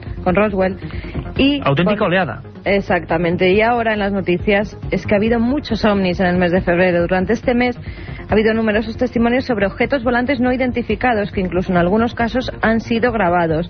Muchos de estos avistamientos se han producido en Chile, como lo ocurrido el pasado día 28 de febrero. Ricardo Barrazac se dirigía hacia su trabajo a las 6 de la mañana cuando observó en el cielo un objeto luminoso, pulsante, que se movía rápidamente. Unos días antes, en la ciudad de San Bernardo, Claudio Pantoja pudo grabar una esfera blanca que sobrevolaba los cerros de la ciudad. Algo realmente inquietante y que quizás, se me está ocurriendo ahora, podemos contactar con nuestro corresponsal en Chile, Cristian Rifo, para que la semana próxima pues veamos esos testimonios de primera mano, porque es que es diferentes países también, ¿no, Carmen? No solo Chile. Pues sí, que también en Brasil el investigador Joseph Trainor informó que 2 ovnis plateados y esféricos que emitían luces multicolores y se movían en zigzag fueron observados en el estado de Bahía durante un apagón que se produjo a las 2:30 de la madrugada. Y de allí nos vamos hasta Japón, ni más ni menos, donde un observatorio se vio inundado de llamadas de personas que aseguraban estar viendo una enorme bola que cambiaba de color y se desplazaba rápidamente por el cielo, mientras se dividía en 3 partes para posteriormente desaparecer. Madre mía, Chile, Brasil, Japón y aquí España. También se han producido casos ovnis en nuestro país. Ocurrió el 23 de febrero en el barrio de San Luis, en Las Palmas de Gran Canaria. Allí una familia fue testigo de algo insólito. Nos lo cuenta nuestro compañero de la cadena SER de Canarias, Agustín Padrón. El primer avistamiento se produjo en pleno centro de Las Palmas de Gran Canaria el miércoles 19 de febrero, en el histórico barrio de Triana. Manuel Sarmiento vio un resplandor sobre el mar a unos 2 kilómetros de la costa en un lugar donde habitualmente solo hay oscuridad a las 5 de la madrugada, casi 2 horas antes de amanecer. Justo una semana después, hace unos días, el pasado miércoles, el fenómeno se repetía. Manuel hizo guardia con su cámara de vídeo doméstica y grabó las 2 veces la sorprendente imagen. Vi una luz resplandeciente blanca, ¿sabes? Redonda. Y la verdad que me extrañó porque ni se movía, ni emitía ruido, ni nada de eso, porque, claro, un avión a las 5 de la mañana hace ruido y cogí la cámara, ¿no?, para acercarme a ver qué era eso. Y cuando vi que era una cosa redonda, pues cogí la cámara y empecé a grabar. Estaba entre el agua y el horizonte. El miércoles lo vi otra vez a la misma hora. Me estuve levantando toda esta semana, sería sobre las 5:20, 5:30 más o menos cuando me levanté y lo vi. Lo podía grabar mejor, ¿sabes? Lo grabé mucho mejor, ¿sabes? No tanto movimiento de la mano ni nada, ¿sabes? No me temblaba tanto el pulso. Agustín Padrón, compañero, Cadena SER Canarias, los corresponsales oficiales de este programa en España y en el mundo. Y vuelvo a decirlo, todos vosotros podéis ser informantes, colaboradores de Milenio 3, enviándonos vuestras noticias, comentándonos. Hay esa vía única ahora de comunicación. Milenio 3 con número @cadenaser.com. Milenio 3 con número @cadenaser.com. Esperamos todos vuestros comentarios, vuestras investigaciones, que seamos un gran equipo, una red de informadores para toda España y para todo el mundo. A veces en el mundo pasan cosas tan incomprensibles como la Biblioteca de Alejandría, que nos llevan 3 años diciendo que se va a inaugurar, y de repente, casi, bueno, recordando su más infame pasado, va y se incendia, Carmen. Exactamente, y que ayer día 2 de marzo se produjo un incendio en la Biblioteca de Alejandría, que fue inaugurada en octubre del año pasado, sucediendo así a la antigua biblioteca desaparecida hace casi 16 siglos. Al parecer, un cortocircuito fue el que provocó que la 4ª planta del edificio, donde se encuentra el área administrativa, comenzara a arder. Según el director de la biblioteca, la sección en la que se encuentran los libros y documentos históricos no fue alcanzada por las llamas. También el Museo de Antigüedades, el Museo Científico y la Sala de Exposiciones se mantuvieron a salvo.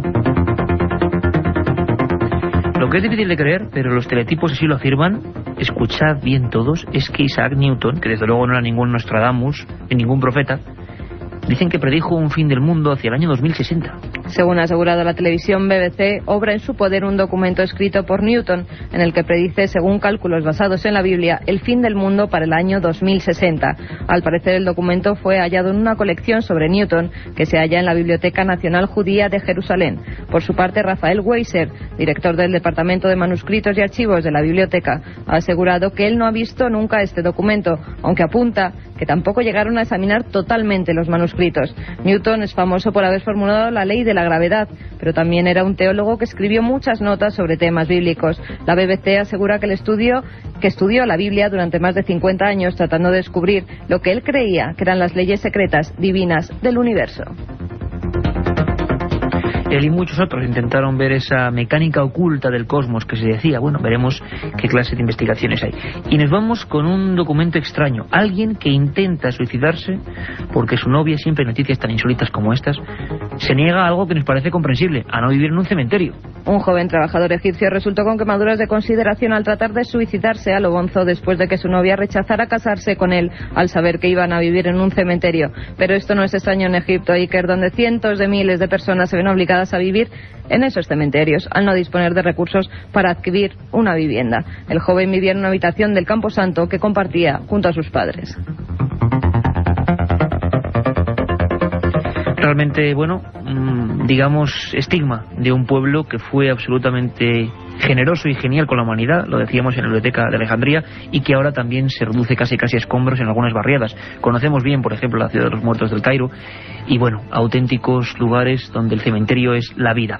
Sintonía de despedida que nos pone don Carlos Nicolás quiere decir que hay un montón de mails esperando en milenio3@cadenaser.com. Carmen. Sí, como uno que nos escribe, que es camionero, dice que le llaman en nombre Chaleco y que le mandemos un saludo desde este programa. Pues Chaleco. Ahí va un saludo de tu parte y un beso de la mía. Y de todo el equipo, Chaleco, además una prenda muy de investigador, sí señor.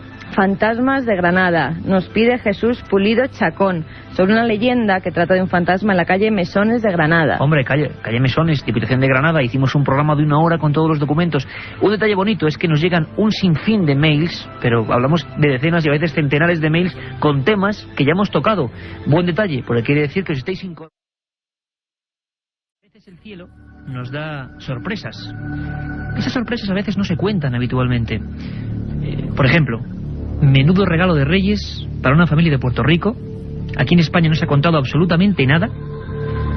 Una humilde familia en una residencia que ve cómo algo cae del cielo y prácticamente los mata.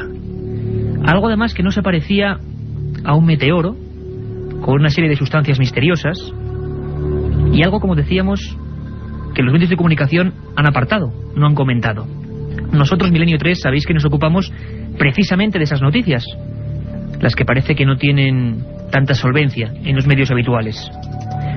Vamos a dedicar el programa al cielo, a los misterios que parece que siguen allí, a esas bromas pesadas que han tenido testigos, informes y documentos policiales. Y en un segundo vamos a hablar con la gente que hace tan solo una semana capturaba esa misteriosa bomba del cielo. La otra realidad. Fenómenos extraños. Misterios sin resolver. Milenio 3. En la SER. Y nos encontramos ya en conexión con Puerto Rico, con San Juan de Puerto Rico. Allí nos espera Genaro Torres, que es director de la Oficina de Manejo de Emergencias Ambientales y que fue una de las primeras personas que acudió al lugar donde ocurrieron estos misteriosos sucesos. Don Genaro Torres, buenas noches y bienvenido a Milenio 3. Muchísimas gracias. ¿Qué ha ocurrido, don Genaro? Parece ser que un gran objeto ha caído dentro de una finca en Puerto Rico y ha causado ciertos problemas, ¿no? Era un objeto parecido a una masa, como una roca caliente. Tenía como unos destellos azules, emitía destellos azules. Y tenía entonces en una de las partes, en una de las esquinas tenía como una sustancia gelatinosa. Nosotros hicimos un muestreo de sonido, utilizando unos equipos electrónicos para detectar compuestos orgánicos volátiles y medir niveles de radiación, y no detectamos absolutamente nada. ¿No daba radiación aquel objeto? No. Y esto, don Genaro, cayó, para que en España toda la audiencia de la cadena SER se haga una idea, cayó dentro de una finca particular, incluso generó algún estropicio, ¿no? No, en una residencia, en la parte de frente, en la parte delante de alguna residencia. Ajá. ¿Y la gente, imagino, según nos ha llegado a nosotros la noticia, quizá haya términos que no se adecúen, parece que incluso los dos testigos principales o la familia a la que pertenece esa zona tuvieron problemas respiratorios porque aquello desprendía un fuerte olor a azufre, decían.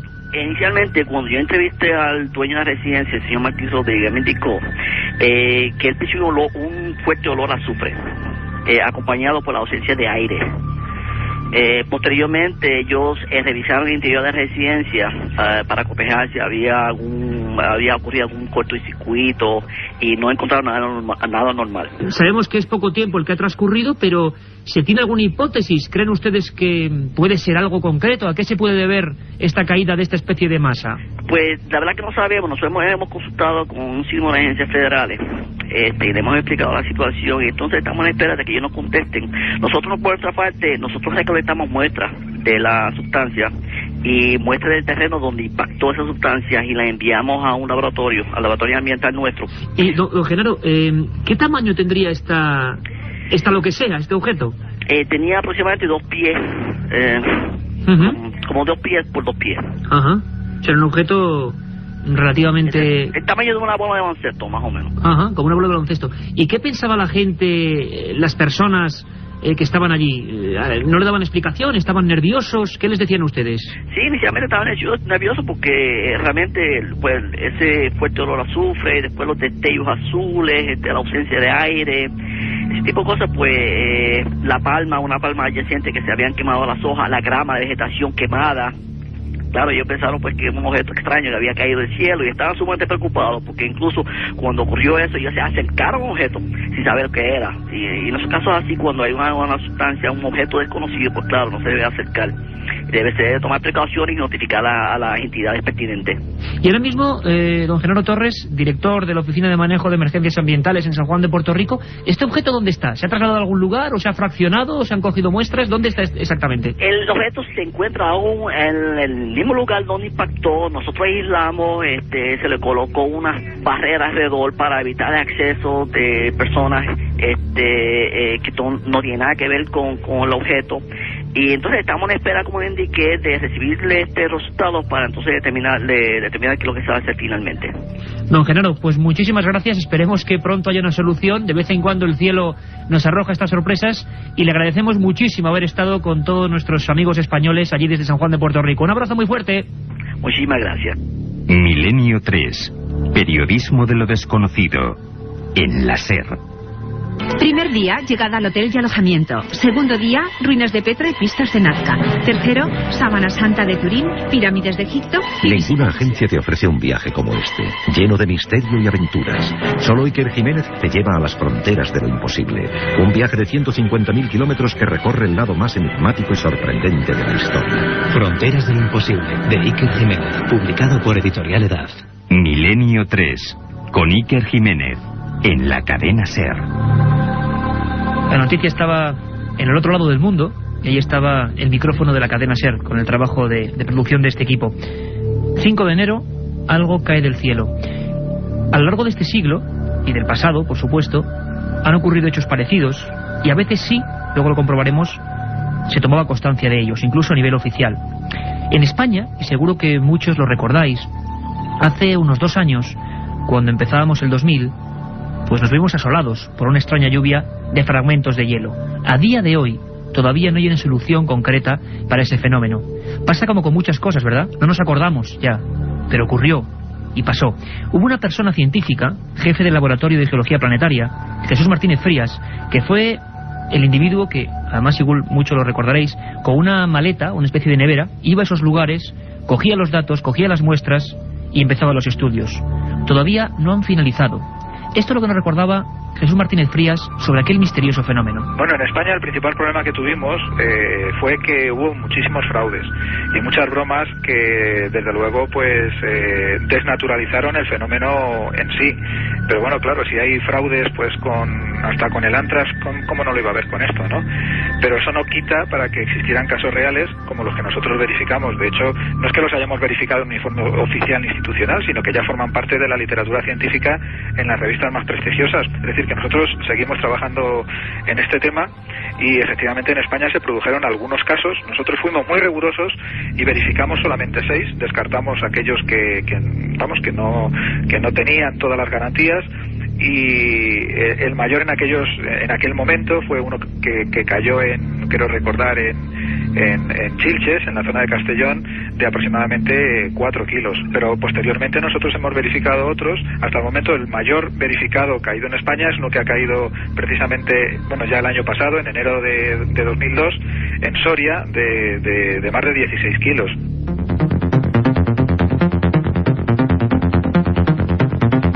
Cosas, y ya veréis, cosas de lo más dispares que caen del cielo. Pero también sabéis que hay una vía de contacto directa con este equipo, milenio3 con número @cadenaser.com, milenio3 con número @cadenaser.com, y también que hay una edición segunda de este programa de 3 a 4 de la mañana. Carmen Porter, tenemos muchísimas cosas y actualidad de ultimísima hora, ¿verdad? Pues sí, buenas noches, Iker. Esta madrugada nos iremos hasta el pueblo de Follos, en Valencia, donde al parecer están ocurriendo fenómenos extraños en una fábrica de válvulas. Ya son 3 los guardas de seguridad que se han dado de baja tras el shock sufrido al ver una figura fantasmal y escuchar sonidos como de mesas y sillas que se movían. Para ir abriendo boca vamos a escuchar lo que declara Jesús, uno de los testigos de los hechos. Dicen haber visto sombras y una imagen bastante difuminada, pero una imagen que se está asomándose a una de las ventanas y dice como atraerlos. Y como siempre en nuestras secciones de la madrugada, los comentarios de libros, el informativo, las leyendas urbanas de Katia Rocha, la historia perdida de Nacho Ares, las conspiraciones y muchas más cosas, Iker. Muchas más cosas. Además, este caso, que es curioso, ha llegado hasta los telediarios.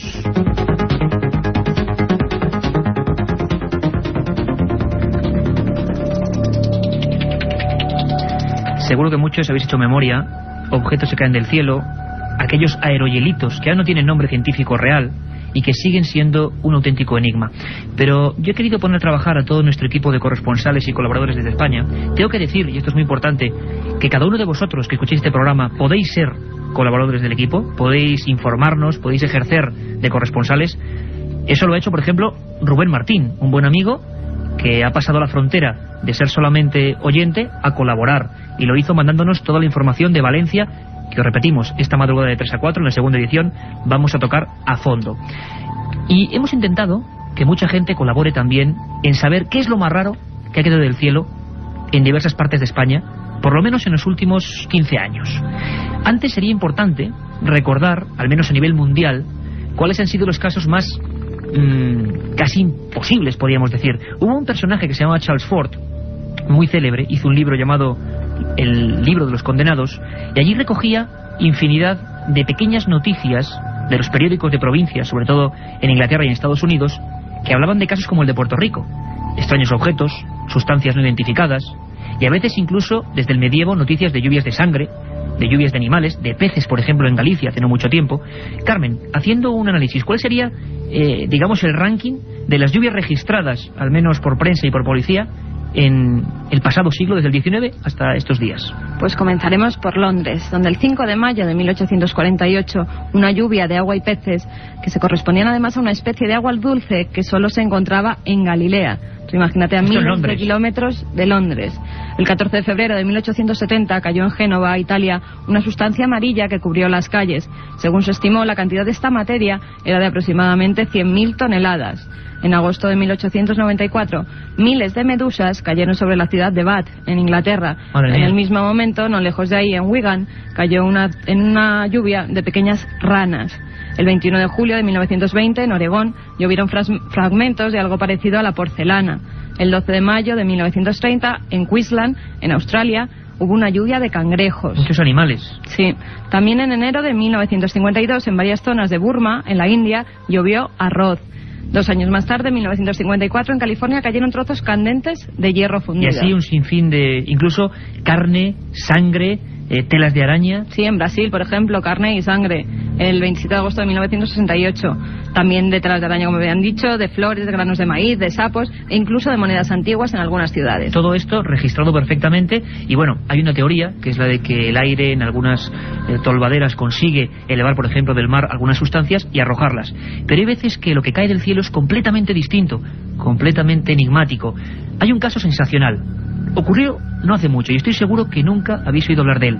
7 de julio del 97, muy cerquita de Finisterre, esa Galicia mágica y auténtica que por desgracia últimamente es noticia por otras cosas menos amables. Cayó algo inexplicable del cielo y fue testigo todo un buque de procedencia maltesa. Nos lo cuenta nuestro corresponsal allí, Miguel Pedrero. Una tarde, a pleno día, con visibilidad perfecta, mar en calma, pues como bien tú decías, un buque, el Marieta 2, que hacía la ruta Casablanca, Marruecos, a la ciudad de Lorient, en Francia, pues 2 tripulantes de ese buque, un oficial y un marinero, pues de pronto llegan muy asustados, muy excitados, junto al capitán, y le comentan que acaban de ver algo que no tiene explicación, y que ellos dicen que bueno, que lo que han visto es un hombre que caía del cielo, con las piernas y los brazos abiertos, que iba enfundado en un traje verde perfectamente ajustado a su cuerpo y que en la cabeza llevaba una especie de casco o escafandra, ¿no? Este ser pues cae al mar y bueno, y según parece pues se hunden las aguas, ¿no? Repito, hay que tener en cuenta que estamos hablando de que esto sucedía a pleno día, con una visibilidad perfecta y con el mar en calma, ¿no? Y que además este suceso ocurría a unos 60 metros de la posición de estos 2 tripulantes del barco. Bueno, entonces acto seguido el capitán decide echar anclas y bueno, y posicionarse, dejar el barco en esa posición para que los equipos de rescate puedan encontrar el cuerpo, ¿no? Porque ya no creían que hubiera un superviviente. Efectivamente hace una llamada, hace el capitán una llamada al Centro de Salvamento Marítimo de Finisterre, y el Centro de Salvamento pues moviliza 2 helicópteros, el Pesca 1, el Helimer Galicia, una lancha, la lancha Salvamar Atlántico, y el remolcador Ría de Vigo, que llegan a la zona, y las primeras noticias que trascienden a la prensa es que no encuentran nada, ¿no? Ocurrió muy cerca de Finisterre, 7 de julio del año 97. Y muchas veces cuando los investigadores, periodistas, se acercan a husmear, a intentar conseguir información, se encuentran, como en este caso, con la consigna del silencio. Esto fue lo que pasó en el asunto del hombre verde, como se conoció en aquella época en los medios regionales gallegos. Quizá a nivel nacional no se ha hablado nunca de este asunto. Silencio, bocas selladas y orden de no hablar. Entonces decidimos, en primer lugar, pues visitar el Centro de Salvamento Marítimo, ¿no? Y aquí ya nos empiezan a llamar la atención pues una serie de actitudes, ¿no? Nosotros estamos acostumbrados pues a entrar en comandancias de la Guardia Civil, en cuartelillos, en escuadrones de vigilancia aérea, tanto aquí como en el país vecino, en Portugal. Y te puedo decir que en este lugar pues encontramos un mutismo y una falta de colaboración o un secretismo muy extraño, ¿no? Cuando estábamos hablando pues de un centro de salvamento que ni mucho menos es militar, ¿no? No nos quisieron dar ningún tipo de explicación, nos combinaron a que nos fuéramos allí, las personas, bueno, no nos dejaron entrar al lugar, ¿no? Y entonces decidimos esperar fuera que salieran algunos de los trabajadores, ¿no? Y pudimos ver desde fuera cómo se les indicaba a estas personas que no nos hicieran ningún tipo de declaraciones. Esto nos sorprendió, pero más sorprendente todavía fue las declaraciones que conseguimos de Miguel Díaz Piñeiro, que es el director o el presidente de la Cruz Roja del Mar de Finisterre, ¿no? Y cuando llegamos, una de las primeras cosas que nos espeta es que él piensa que algo se oculta tras esta historia, ¿no?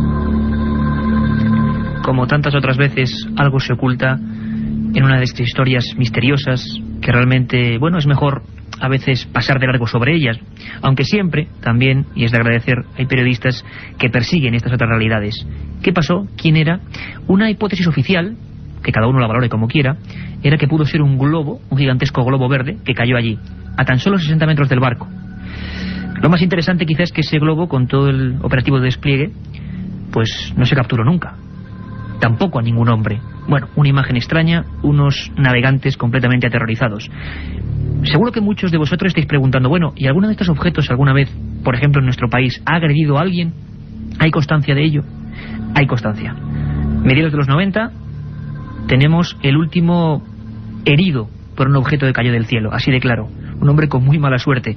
Y para quien crea que todo esto ocurre en lugares solitarios, aislados, aquí viene este caso. Hemos contactado con un buen amigo, con Francisco Contreras Gil, que estudió punto por punto, el que se llamó extraño meteoro de Getafe. Se metió dentro de un coche y estuvo a punto de matar a una persona concreta. Escuchamos a Francisco. Todo ocurría el 20 de junio de 1994, cuando José Luis Martín circulaba con su BMW por la autovía de Andalucía, dirección a la localidad madrileña de Getafe.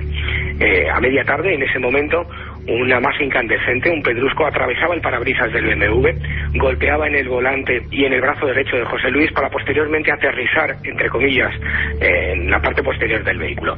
El caso fue todo un espectáculo, nunca mejor dicho mediático, porque José Luis Martín se convertía en la cuarta persona agredida de forma meteórica, entre comillas, durante el pasado siglo XX, un hecho casi irrepetible. Yo me acuerdo cuando estuve hablando con los técnicos, con el servicio técnico de BMW, el volante quedó completamente destrozado y uno de los mecánicos, Adrián Cruz, creo recordar, me decía que era prácticamente imposible ni siquiera doblar o destrozar ese volante a base de martillazos. Pero la parte o el gran enigma, la parte enigmática de todo este caso vino posteriormente cuando Jesús Martínez Frías, miembro del CSIC, doctor en geofísica, abrió una investigación para estudiar qué clase de meteorito era. Hasta el día de hoy nadie ha podido, o todavía no se puede conocer con toda rotundidad qué clase de materiales tienen esta roca. La otra realidad. Milenio 3. En la cadena SER. Aparte de gozosos, dolorosos, gloriosos, los misterios de la Iglesia son sorprendentes e inexplicables. La periodista Carmen Porter te ayuda a desvelarlos en Misterios de la Iglesia, una obra que saca a la luz los episodios más impactantes del fenómeno religioso. Exorcismos, apariciones, cuerpos incorruptos, estigmas. Misterios de la Iglesia, de Carmen Porter, publicado por Editorial Edad.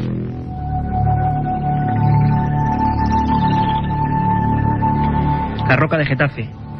Casi 10 años, 8 en concreto, y nadie sabe de qué está compuesta. Ha pasado por todo tipo de universidades, en Canadá, en Francia, en la Universidad de Granada, y todavía los técnicos no se ponen de acuerdo. ¿Qué agredió a José Luis Martín? La verdad es que quizá pues tengan que pasar muchos años hasta poder averiguarlo. Un hombre que cae del cielo, una roca no identificada que casi mata a un pacífico conductor de Getafe.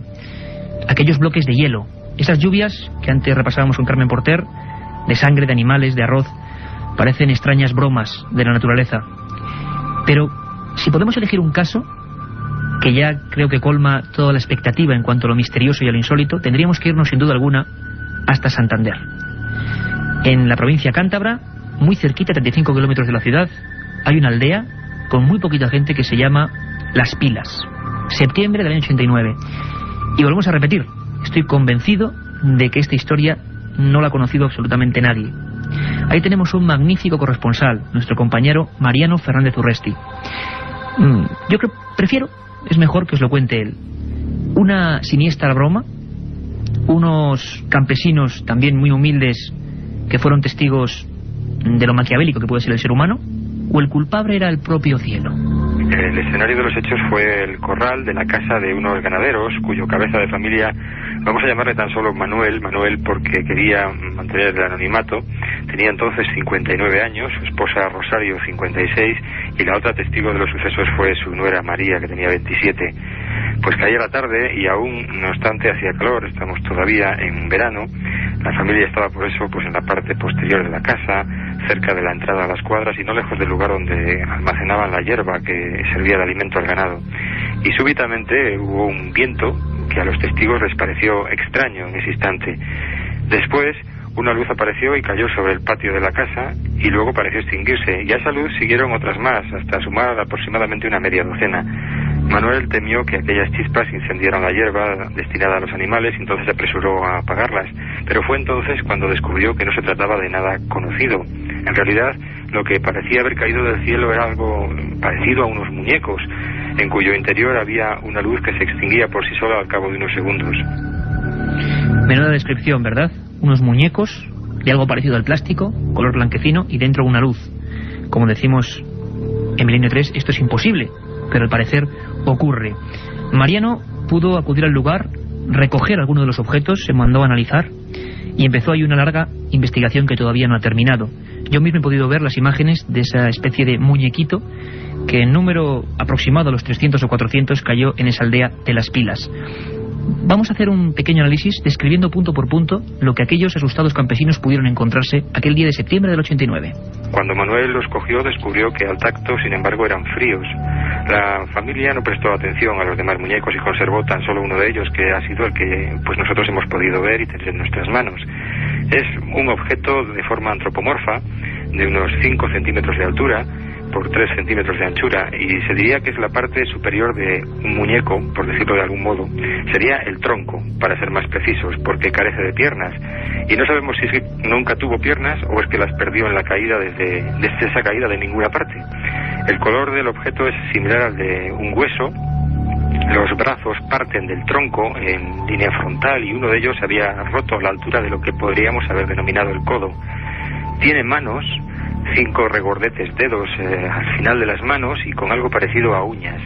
La cabeza, en cambio, es bien extraña, es más bien una meseta, una plataforma dura, más dura al tacto que el resto del muñeco, de 1,5 centímetros de diámetro aproximadamente. No hay ojos, ni tampoco orejas, ni una cara que contemplar. Y en el interior del muñeco pues nos encontramos una forma completamente hueca, no hay nada que explique el origen de la luz que emitía. Al tacto es más suave en la parte inferior que en la parte superior, que es más dura y rugosa, y la familia nos confesó en su momento que las baterías de algunos electrodomésticos se descargaban cuando el muñeco estaba cerca. No se observó ningún otro fenómeno secundario al tacto con este, digamos, objeto o muñeco, llamémoslo así, y la cuestión es, pues si estamos ante una broma, y si es una broma, ¿de quién? ¿Por qué en una casa en las afueras de un pequeño pueblo? En todo caso, si hubo un bromista, se tomó pues muchas precauciones. En primer lugar, hizo una serie de cosas dignas de mérito. Volar, por ejemplo, sobre una casa a más de 5 metros de altura sin que nadie le viera, sortear un tendido eléctrico que hay en las proximidades y hacerlo con la precisión de un acróbata.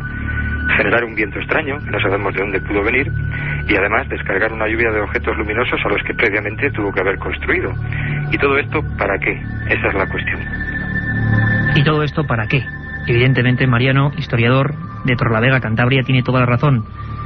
Sin ningún sentido ocurren cosas y a veces la realidad supera cualquier ficción. Ocurría a 35 kilómetros de Santander, septiembre del 89. Ese pequeño objeto, uno de ellos, el que guardó la familia casi como misterioso recuerdo, fue llevado hasta la Universidad de Bilbao y los análisis dictaminaron que por lo menos no era ningún otro juguete conocido o patentado en España. Entonces, ¿de dónde demonios venía y por qué desde el cielo?